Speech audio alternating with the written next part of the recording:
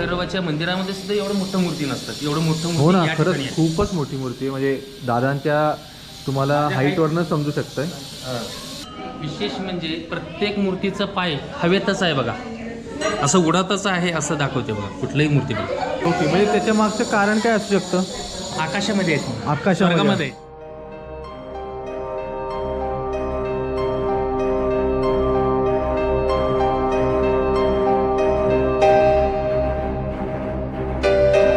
उगवत्या सूर्याची किरण थेट पिंडावर असतात. हो, ही पूर्व दिशा आहे. 23-24 फेब्रुवारीला. हो का? हा. 7 हे दरवाजे आहे ना, 7 दरवाजा दालन पार करून सूर्याची किरण थेट पिंडावर येते.